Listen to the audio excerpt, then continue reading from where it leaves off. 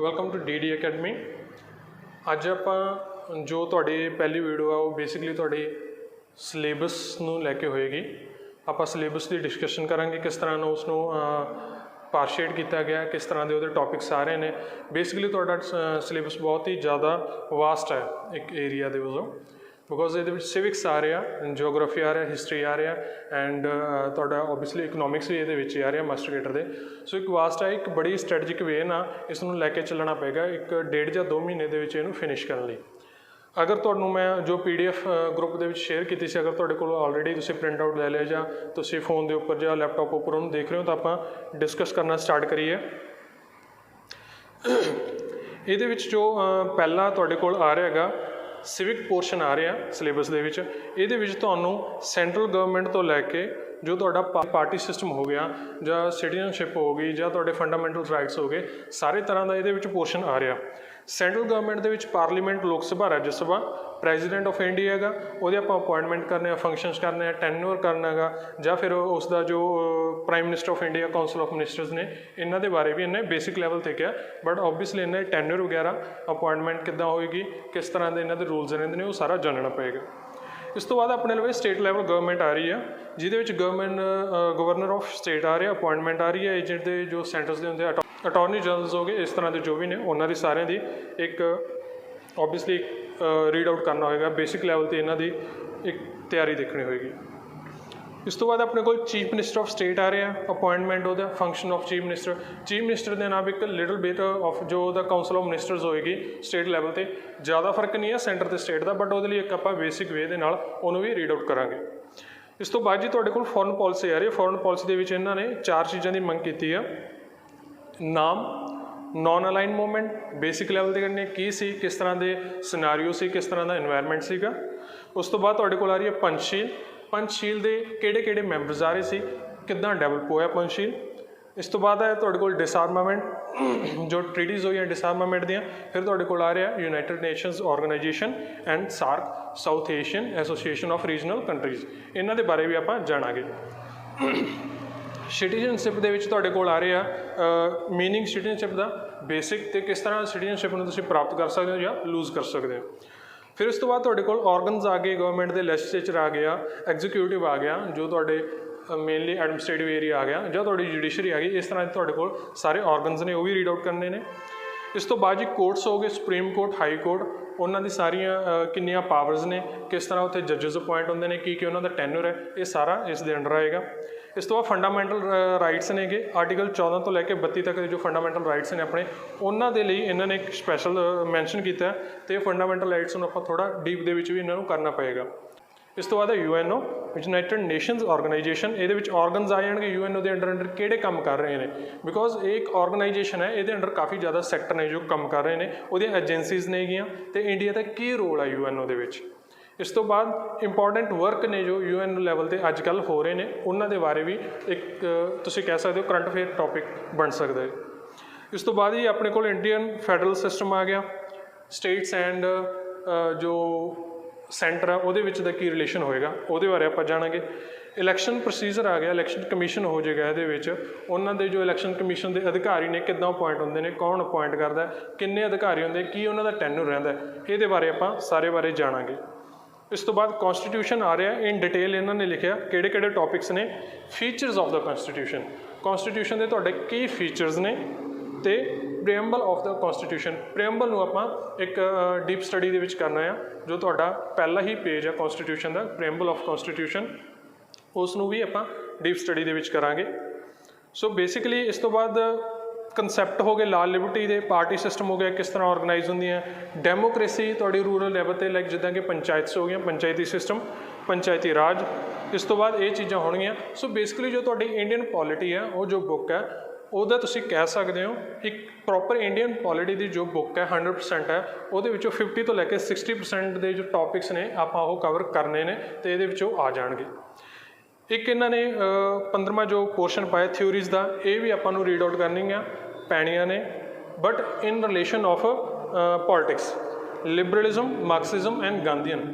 ਤਿੰਨੋਂ ਥਿਊਰੀਜ਼ ਤੁਹਾਡੇ ਐਥਿਕਸ ਦੇ ਟੌਪਿਕ ਨੇ, ਜੋ ਕਾਫੀ ਜ਼ਿਆਦਾ ਡਿਟੇਲ ਦੇ ਵਿੱਚ ਜਾਂਦੇ ਨੇ, ਬਟ ਆਪਾਂ as with the relation of politics ਇਹਨੂੰ ਜਾਂ ਪੋਲਿਟੀ ਦੇ ਰਿਲੇਸ਼ਨ ਦੇ ਨਾਲ ਹੀ ਲੈ ਕੇ ਇਸ ਨੂੰ ਰੀਡ ਆਊਟ ਕਰਾਂਗੇ ਜਾਂ ਇਸ ਦੇ ਬਾਰੇ ਜਾਣਾਂਗੇ ਕਿੱਦਾਂ ਕਿੱਦਾਂ ਹੋਏਗੀ। ਚਲੋ ਜੀ, ਇਸ ਤੋਂ ਬਾਅਦ ਆਪਣੇ ਲਈ ਜਿਓਗ੍ਰਾਫੀ ਆ ਰਿਹਾ। ਜਿਓਗ੍ਰਾਫੀ ਦੇ ਵਿੱਚ ਤੁਹਾਡਾ ਸਾਰਾ ਆ ਜਾਏਗਾ, ਵਰਲਡ ਜਿਓਗ੍ਰਾਫੀ ਹੋਏਗਾ ਤੇ ਇੰਡੀਆ ਦੀ ਜਿਓਗ੍ਰਾਫੀ ਹੋਏਗੀ। ਵਰਲਡ ਦੇ ਵਿੱਚ ਤੁਹਾਡੇ ਕੋਲ ਅਰਥ ਆਏਗਾ, ਇਟਸ ਓਰੀਜਨ ਹੋਣਗੇ, ਐਟਮੋਸਫੇਅਰ, ਲਿਥੋਸਫੇਅਰ ਐਂਡ ਹਾਈਡਰੋਸਫੇਅਰ। ਬੇਸਿਕਲੀ ਤੁਹਾਡਾ ਬਾਇਓਸਫੇਅਰ ਸਾਰਾ ਹੀ ਆ ਰਿਹਾ ਇਹਦੇ ਵਿੱਚ। ਉਸ ਤੋਂ ਬਾਅਦ ਜੇ ਇਹਨਾਂ ਨੇ ਦਿੱਤਾ ਆ ਇੰਡੀਆ ਤੇ ਪੰਜਾਬ ਦੀ ਜਿਓਗ੍ਰਾਫੀ, ਇਹਦੇ ਜੋ ਅੱਗੇ ਦਿੱਤੇ ਹੋਏ ਨੇ ਕੀ ਇਹਦੀ ਲੋਕੇਸ਼ਨ ਹੈ, ਸਾਈਜ਼ ਹੈ, ਡਰੇਨੇਜ ਸਿਸਟਮ ਹੋ ਗਏ, ਨਦੀਆਂ ਹੋ ਗਈਆਂ ਤੁਹਾਡੀਆਂ, ਤੁਹਾਡੇ ਜੋ ਮੇਨ ਡੌਕ ਯਾਰਡ ਹੋ ਗਏ ਜਾਂ ਮੇਨ ਲੋਕੇਸ਼ਨਸ ਹੋ ਗਏ, ਕਿੱਥੇ ਕਿੱਥੇ ਮਿਨਰਲਸ ਪਾਏ ਜਾਂਦੇ ਨੇ।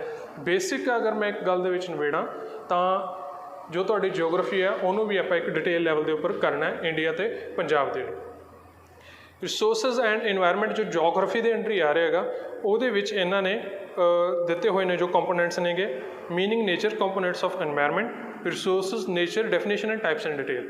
ਰਿਸੋਰਸਿਸ ਦੀ ਫੋਰੈਸਟ ਹੋ ਗਏ, ਮੇਜਰ ਸੋਇਲਸ ਹੋ ਗਈਆਂ ਤੁਹਾਡੀਆਂ, ਕਿਹੜੀਆਂ ਸੋਇਲਸ ਕਿੱਥੇ ਪਾਈਆਂ ਜਾਂਦੀਆਂ ਨੇਗੀਆਂ, ਫਿਸ਼ਰੀਜ਼ ਹੋ ਗਈਆਂ, minerals, agriculture, industry, population, environment. ਸਾਰੇ ਇਹ ਇਸ਼ੂਜ਼ ਤੁਹਾਡੇ ਜਿਓਗ੍ਰਾਫੀ ਦੇ ਅੰਡਰ ਆ ਰਹੇ ਨੇਗੇ। ਇਸ ਤੋਂ ਬਾਅਦ ਤੁਹਾਡੇ ਕੋਲ ਆ ਜਾਂਦਾ ਹੈ ਇਕਨੋਮਿਕਸ। ਇਹਦੇ ਵਿੱਚ consumer equilibrium, meaning attainment of equilibrium, demand, market demand, determinate curves, price elasticity of demands. ਇਸ ਤੋਂ ਬਾਅਦ ਜੀ ਨੇਚਰ ਇਨਕਮ ਰਿਲੇਟਡ ਐਗਰੀਗੇਟ, ਜਿਸ ਤੋਂ ਬਾਅਦ determination of income employment, ADS, AS there components, MPS, APS, MPC, APC। ਤੋਂ basic level ਤੋਂ ਲੈ ਕੇ ਤੁਹਾਨੂੰ GDP ਤੋਂ ਲੈ ਕੇ ਇੱਕ ਇਕਨੋਮੀ ਬਿਲਡ ਹੋਣ ਤੱਕ ਦੀ ਜੋ ਪੂਰੀ, ਜਿਸ ਨੂੰ ਤੁਸੀਂ ਕਹਿ ਰਹੇ ਹੋ ਜਿਸਟ, ਇੱਕ ਨਿਚੋੜ ਹੈ, ਉਹ ਤੁਹਾਨੂੰ ਜਾਣਨਾ ਪਏਗਾ ਇਹਦੇ ਵਿੱਚ ਟਰਮਸ ਨੂੰ ਨਾਲ ਲੈ ਕੇ ਚੱਲਦੇ ਹੋਏ, ਬਿਕੋਜ਼ ਇਕੋਨਮਿਕਸ ਦਾ ਵੀ ਇਹਦੇ ਵਿੱਚ ਕਾਫੀ ਕਰਕਸ ਪਾਇਆ ਹੋਇਆ ਉਹਨਾਂ ਨੇ। Micro and macro, micro economy ਕੀ ਹੁੰਦੀ ਹੈ, ਮੈਕਰੋ ਕੀ ਹੁੰਦੀ ਹੈ, ਕਿਸ ਤਰ੍ਹਾਂ ਦੀ ਇਹਦੀ ਵਰਕਿੰਗ ਹੁੰਦੀ ਹੈ, ਇਹ ਸਾਰਾ ਆਪਣਾ ਦੇਖਣਾ ਹੈ। ਅਤੇ ਪ੍ਰੋਸੀਜਰ ਬਿਹੇਵੀਅਰ। ਇਸ ਤੋਂ ਬਾਅਦ ਜੀ ਫਾਰਮਸ ਆਫ ਮਾਰਕੀਟ ਆ ਗਏ, ਕਿਸ ਤਰ੍ਹਾਂ ਦੀਆਂ ਮਾਰਕੀਟਸ ਪਾਈਆਂ ਜਾਂਦੀਆਂ ਨੇ ਆਪਣੇ ਕੋਲ। ਪ੍ਰਾਈਸ ਡਿਟਰਮੀਨੇਸ਼ਨ ਹੋ ਗਿਆ, ਮਨੀ ਐਂਡ ਬੈਂਕਿੰਗ ਹੋ ਗਿਆ, ਗਵਰਨਮੈਂਟ ਬਜਟ ਐਂਡ ਇਕੋਨਮੀ ਹੋ ਗਿਆ। ਸੋ ਬੇਸਿਕਲੀ ਹੁਣ ਲੱਗ ਰਿਹਾ ਕਿ ਪੰਜਾਬ ਗਵਰਨਮੈਂਟ ਇੱਕ ਹੋਰ ਨਵਾਂ ਬਜਟ ਲੈ ਕੇ ਆਏਗੀ। ਅਗਰ ਇਕੋਨਮੀ ਦੇ ਵਿੱਚ ਅਗਰ ਉਹ ਬਜਟ ਪਾਸ ਹੁੰਦਾ ਤਾਂ ਇਕੋਨਮੀ ਦੇ ਵਿੱਚ ਆਪਾਂ ਨੂੰ ਉਹ ਰਿਲੇਟ ਕਰਕੇ ਵੀ ਰੀਡ ਆਊਟ ਕਰਨਾ ਪਏਗਾ। Determination of income and employment concepts ਹੋ ਜਾਣਗੇ ਇਸ ਦੇ। ਨੈਸ਼ਨਲ ਇਨਕਮ ਹੋ ਗਈ, ਜਿਹਦੇ ਵਿੱਚ GDP, GNP ਤੁਹਾਡਾ ਸਾਰਾ ਆ ਜਾਏਗਾ। ਇਸ ਤੋਂ ਬਾਅਦ ਜੀ ਟਾਈਪਸ ਆਫ ਇਕੋਨਮਿਕਸ ਹੋ ਗਈਆਂ, ਇੰਡੀਅਨ ਇਕੋਨਮੀ, ਪੰਜਾਬ ਇਕੋਨਮੀ ਅਤੇ ਇਕਨੋਮਿਕ ਪਲੈਨਿੰਗਸ ਇਨ ਇੰਡੀਆ, ਜੋ ਤੁਹਾਡੇ 5 ਈਅਰ ਪਲਾਨਸ ਚੱਲਦੇ ਰਹੇ ਨੇ, 12 ਰਹੇ ਨੇ, ਜੋ ਕਿ ਰੀਸੈਂਟਲੀ ਖਤਮ ਕਰ ਦਿੱਤੇ ਗਏ ਨੇ ਹੈਗੇ। ਇਹ ਤੁਹਾਡੇ ਸਾਰਾ ਇਕੋਨਮੀ ਦਾ ਇੱਕ ਜੋ ਸਿਲੇਬਸ ਹੈ ਇਸ ਤਰ੍ਹਾਂ ਉਹ ਚੱਲੇਗਾ। ਇਸ ਤੋਂ ਬਾਅਦ ਆਪਣੇ ਲਈ ਹਿਸਟਰੀ ਆ ਜਾਏਗੀ। ਪਹਿਲਾ ਪਾਰਟ ਆਪਣੇ ਕੋਲ ਆ ਰਿਹਾ ਹੈਗਾ ਹਿਸਟਰੀ ਆਫ ਪੰਜਾਬ। ਪੰਜਾਬ ਕਿਸ ਤਰ੍ਹਾਂ ਫਾਰਮ ਹੋਇਆ, ਕਿੱਥੋਂ ਸਟਾਰਟਿੰਗ ਹੋਈ, ਬਿਗਨਿੰਗ ਤੋਂ ਲੈ ਕੇ ਹੁਣ ਤੱਕ ਦੀ ਜੋ ਉਹਦੀ ਹਿਸਟਰੀ ਹੋਏਗੀ। ਉਹਦੇ ਵਿੱਚ ਤੁਹਾਡੇ ਕੋਲ ਸਿੱਖੀਜ਼ਮ ਦਾ ਜੋ ਪੰਜਾਬ ਹਿਸਟਰੀ ਹੈ ਬੇਸਿਕ ਲੈਵਲ 'ਤੇ ਤੁਹਾਡੀ 14th ਸੈਂਚੁਰੀ ਤੋਂ ਮੰਨੀ ਜਾਂਦੀ ਹੈ। ਜਾਂ ਤੁਸੀਂ ਮੋਰ ਪ੍ਰਸਾਈਜ਼ਲੀ ਚੱਲਣਾ ਤਾਂ 1469 ਤੋਂ ਲੈ ਕੇ ਜ਼ਿਆਦਾ ਪੇਪਰਸ ਇਸ ਦੀ ਡਿਮਾਂਡ ਕਰਦੇ ਨੇ। ਇਸ ਤੋਂ ਬਾਅਦ ਹੀ ਇਸ ਦੇ ਵਿੱਚ ਕੁਐਸਚਨ ਆਉਂਦੇ ਨੇਗੇ, ਬਿਕੋਜ਼ 1469 ਦੇ ਵਿੱਚ ਗੁਰੂ ਨਾਨਕ ਦੇਵ ਜੀ ਦਾ ਜਨਮ ਹੋਇਆ ਸੀ। ਇਸੇ ਕਰਕੇ ਜੋ ਮੋਸਟ ਆਫ ਪੇਪਰਸ ਨੇਗੇ ਉਹ ਤੁਹਾਡੇ ਪੰਜਾਬ ਹਿਸਟਰੀ ਹੈ ਜੋ ਕੰਟੈਕਸਟ ਦੇ ਵਿੱਚ ਕਈਆਂ ਦੇ ਵਿੱਚ ਚੰਗੀ ਤਰ੍ਹਾਂ ਮੈਂਸ਼ਨ ਵੀ ਕੀਤਾ ਹੁੰਦਾ ਕਿ ਤੁਸੀਂ 10th ਗੁਰੂਜ਼ ਤੋਂ ਲੈ ਕੇ ਜਾਂ 14th ਸੈਂਚੁਰੀ ਤੋਂ ਲੈ ਕੇ ਮਾਡਰਨ ਹਿਸਟਰੀ ਤੱਕ ਪੰਜਾਬ ਕਰਨਾ ਹੈ। ਇਹਦੇ ਵਿੱਚ ਇਹਨਾਂ ਨੇ ਦਿੱਤਾ ਜੀ ਗੁਰੂਜ਼, ਸਿੱਖੀਜ਼ਮ ਦਾ ਡਿਵੈਲਪਮੈਂਟ, ਕਿੱਦਾਂ ਤੁਹਾਡਾ ਸਿੱਖੀਜ਼ਮ ਤਿਆਰ ਹੋਇਆ।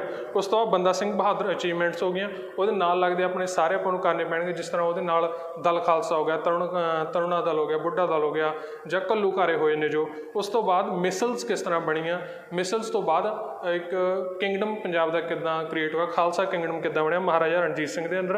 ਅਤੇ ਉਸ ਤੋਂ ਬਾਅਦ ਉਹ ਮਹਾਰਾਜਾ ਰਣਜੀਤ ਸਿੰਘ ਦੀ ਡੈਥ ਤੋਂ ਬਾਅਦ ਡਿਕਲਾਈਨ ਕਿਸ ਤਰ੍ਹਾਂ ਹੋਇਆ, ਇਸ ਦੇ ਨਾਲ ਤੁਹਾਡੀਆਂ ਐਂਗਲੋ ਸਿੱਖ ਵਾਰਜ਼ ਹੋਈਆਂ, ਉਹਨਾਂ ਦੇ ਰਿਜ਼ਲਟਸ ਕੀ ਨਿਕਲੇ। ਇਹ ਸਾਰਾ ਆਪਾਂ ਉਹਨੂੰ ਹਿਸਟਰੀ ਦੇ ਵਿੱਚ ਕਰਨਾ ਪਏਗਾ। ਪਾਰਟ B ਹੈ ਜੋ ਹਿਸਟਰੀ ਦਾ, ਉਹਦੇ ਵਿੱਚ ਹਿਸਟਰੀ ਆਫ ਇੰਡੀਆ, ਬਹੁਤ ਹੀ ਛੋਟੇ ਜਿਹੇ ਟੌਪਿਕਸ ਬਣਾ ਕੇ 13 ਟੌਪਿਕਸ ਦੇ ਵਿੱਚ ਉਹਨਾਂ ਨੇ ਇਸ ਨੂੰ ਖਤਮ ਕੀਤਾ। ਬਟ ਜੋ ਇਹ ਤੁਹਾਡੇ 13 ਟੌਪਿਕਸ ਨੇ ਕਾਫੀ ਜ਼ਿਆਦਾ ਵਾਸਟ ਨੇ। ਬਿਗਨਿੰਗ ਆਫ ਦਾ ਸਿਵਲਾਈਜੇਸ਼ਨ ਤੋਂ ਲੈ ਕੇ ਅੱਜ ਤੱਕ ਦੀ ਇਹਦੇ ਵਿੱਚ ਸਾਰੀ ਹਿਸਟਰੀ ਤੁਹਾਡੀ ਆ ਰਹੀ ਹੈਗੀ। ਹੜੱਪਨ ਸਿਵਲਾਈਜੇਸ਼ਨ, ਸਿੰਧੂ ਘਾਟੀ ਦੀ ਸੱਭਿਅਤਾ ਹੋ ਗਈ। ਰਿਗਵੇਦਿਕ ਕਲਚਰ ਹੋ ਗਿਆ, ਜੈਨਿਜ਼ਮ, ਬੁੱਧਿਜ਼ਮ ਹੋ ਗਿਆ। ਇਹ ਤੁਹਾਡਾ ਕੰਪਲੀਟ ਦੇ ਵਿੱਚ ਕਰਨਾ ਪਏਗਾ। ਜੋ ਤੁਹਾਡਾ ਕਿੰਗਡਮਸ ਦੇ ਜੋ ਇਨਵੈਂਸ਼ਨ ਦੇ ਨਾਲ ਇਹ ਬਣਿਆ, ਉਸ ਦੇ ਨਾਲ ਹੀ ਮੁਹੰਮਡਨ ਸਟਾਰਟ ਹੋਏ ਜਾਂ ਮੁਸਲਿਮ ਰਿਲੀਜਨ ਫਾਰਮ ਦੇ ਵਿੱਚ ਆਇਆ। ਇਸ ਤੋਂ ਬਾਅਦ ਜੀ ਏਜ ਆਫ ਮੌਰੀਆਜ਼ ਕਹਿ ਰਿਹਾ, Gupta empire, Harshvardhan, new kings and kingdoms ਹੋ ਗਏ 700 AD ਤੋਂ ਲੈ ਕੇ 1200 AD ਤੱਕ ਦੇ। दिल्ली सल्टनत आ गई तुहाडी, स्लेव डायनेस्टी, खिलजी डायनेस्टी ये सारियां आ जाणगियां। उस तो बाद क्रिएशन ऑफ अंपायर आ गई, मुगल अंपायर तुहाडा बाबर तो लैके औरंगजेब तक का पूरा गा वो करना होएगा। इस तो बाद ही establishment of East India Company. So basically आपां अगर इन्हों खत्म कर दिए दो लाइनों के रिवोल्ट ऑफ 1857 है, एजुकेशन अंडर ब्रिटिश रूल इन्होंने पाया, वो अलग तो एक टॉपिक देखना होगा आपां नूं, पूरी हिस्टरी दे विचों की उन्होंने काम किए, की डेवलपमेंट्स हुई, की सुधार लियाउण की कोशिश की। ये क्या इस तो बाद नैशनल मूवमेंट की 1885 तो लैके होम रूल तो लैके 1947 तक इंडिपेंडेंस तक जो तुहाडी स्टार्ट हुई। हुण अगर ये आपां बेसिक दे विच गल करिए, इन्होंने 13 टॉपिक ही बनाए ने बहुत, बट तुहाडी जो हिस्टरी है ये काफ़ी ज़्यादा वास्ट जा रही है, तो इस करके जो तुहाडा कोर्स है, जो तुहाडे सिलेबस आया अकॉर्डिंग टू दैट, ये टाइम पीरीयड आई थिंक बहुत ही स्ट्रैटेजिकली लैके इनू 1.5 महीने जो 2 महीने कवर करने की कोशिश करांगे असीं प्रॉपरली। तो तुहाडी भी ये कोशिश रहनी चाहिए कि तुसीं भी नाल नाल उसनूं अटैम्प्ट करते जाओ, तो नाल नाल कोई पोर्शन या पार्ट तुसीं पिछे छड्ड के जो उसनूं स्किप करने की कोशिश ना करो, तो बैटर रहेगा एक लै दे विच चलना। इस तो बाद जी वर्ल्ड हिस्टरी दे विच इन्हां ने मॉडर्न एज रेनेसां पुछया, तो वर्ल्ड वार तुहाडी 1 ते 2 पूछी गई है। ये अपना सिलेबस है। सो बेसिकली अपना हुण जो स्टार्ट करना है, आप स्टार्ट करांगे जी जियोग्राफी तो। जियोग्राफी अपनी बिगिनिंग होएगी सिलेबस की। किसी भी अगर तुसीं लैवल तो, चाहे क्लासिस के लैवल ने, चाहे तुहाडे मास्टर कैडर का लैवल है, होर कंपीटेटिव एग्जाम ने, IAS है, PCS है, किसी भी लैवल तो अगर तुसीं geography, history, polity and economics करनी है, तो वो एक वे हुंदा जिसनों तुसीं अपने तरीके नाल, कई अलग तरीके नाल बनाउंदे ने, कई अलग नाल बनाउंदे। जो मेरा तरीका उहदे विच तुसीं ये देख सकते हो कि फर्स्टली तुसीं करनी है जियोग्राफी, उस तो बाद तुसीं कर सकते हो हिस्टरी, ठीक है जी। उस तो बाद आ जाएगी पॉलिटी या सिविक, उस तो बाद आ जाएगी तुहाडे कोल इकनॉमिक्स। ये वे क्यों क्रिएट किया, मैं अपने पर्सनल लैवल पर क्रिएट किया, मैं अपने एक्सपर्टीज़ तो क्रिएट किया जो मैं स्टडी करता रहा उस तो। बेसिक्स दे विच इहदे विच की है, जियोग्राफी की है, तुहानूं पूरी दी पूरी अर्थ या पूरी इंडिया की एक लोकेशन दस दे कि कित्थे की पाया जाता है, पहाड़ कित्थे पाए जाते, मैदान कित्थे पाए जाते, नदियाँ कित्थे पाई जांदियां ने। बेसिकली तुहानूं देख के पता लग जाएगा कि आह इलाका तुहाडा उपजाऊ हो सकता, नहीं हो सकता, आह इलाके दे विच की होएगा, किस तरह की फसल पाई जाएगी, किस तरह के फॉरेस्ट होणगे, किस तरह का उत्थे दा रहन सहन होएगा। हुण तुहाडा इलाका ही डिसाइड करेगा हिस्टरी नूं, बिकॉज लोग उत्थे ही रहणगे, ज़्यादातर वसों तुहाडी उत्थे ही संघनी होएगी जिथे ज़्यादा उपजाऊ स्थान होणगे। हुण पहाड़ां दे विच वसों संघनी नहीं हो सकती, मारूथल दे विच नहीं हो सकती, मैदान दे विच होएगी। मैदान दे विच भी कित्थे होएगी, जो बेसिक तुहाडे रिवर्स आ जाते हैं, नदियाँ आ जांदियां ने, उन्हां दे आले दुआले वसों संघनी होएगी। हुण वसों संघनी है तो संघनी होकर किस तरह के उन्होंने उन्होंने मिनरल्स प्राप्त होए, या किस तरह का उन्होंने रहन सहन सी, उस दे नाल की उन्होंने अगे जाके कॉन्सिक्वेंसिस निकले, उन्होंने की रीजनस निकले, तो उन्होंने जो सिविलाइजेशन की उन्होंने अगे जाके की बनया, वैल इस्टैबलिश हुई, नास हुई, की उन्होंने रीजन सीगे। ये सारा तुसीं जियोग्राफी तो लैके हिस्टरी की अगे जो उस दे नाल डेवलप हुई एक चेन है, वो तो तुसीं ये चीज़ जान सकते हो। तुहानूं जगह का पता है कित्थे की पाया जांदा, तुहानूं हिस्टरी का पता है कित्थे की होया, किवें होया, सारा कुछ होया, उहदे नाल रिलेट करके एक मूवी तरह चलेगा ये। उस तो बाद तुसीं वो देख सकते हो कि हिस्टरी इन्हां दी इदां दी रही है, तो फिर आउण वाले जो शासन ने जां सरकारां ने, तो उस तरह ने इस तरह की जो पॉलिसीज़ ने वो क्यों लेके आंदियां, वो पॉलिसीज़ ने काम किया जां नहीं किया, ये चीज़ जान सकते हो तुसीं हिस्टरी नूं रीड आउट करके।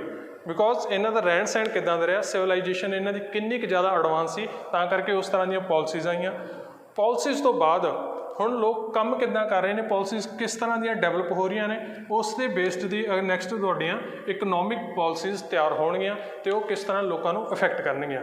सो ये एक वे होएगा अपना तुहाडे मास्टर कैडर दे जो सिलेबस है उन्होंने तैयार करन दा, ते आपां इसनूं इसे तरह ही लैके चलांगे। अज की वीडियो अपनी डिस्कशन के नाल रिलेटेड सी। नैक्सट बड़ी जल्दी ही आप क्लासिस दी वीडियो भी अपलोड करनी शुरू कर देनी, तो तुसीं टाइम सिर उन्होंने अटेंड करना। तो एंड एक मेरा सुजैशन है, जो तुहानूं मटीरियल अकैडमी वालों प्राप्त होएगा टू द पॉइंट होएगा, वो एक तुहानूं एक पॉइंटर्स होणगे जिस तो तुसीं याद रख सको। बट जिद्दां जिद्दां तुसीं क्लासिस लगाउणियां ने, होप सो एंड आई सुजैसट कि तुसीं उहदी नोट्स क्लास के नाल ही बनाउणे शुरू कर देनो, जिद्दां जिद्दां तुसीं क्लासिस अटैम्प्ट करोगे, वही तुहाडे लई करन दा एक बैटर वे होएगा। सो अज लई इन्ना ही। ਨੈਕਸਟ ਆਪਾਂ ਕਲਾਸ ਦੇ ਵਿੱਚ ਮਿਲਾਂਗੇ। Thank you.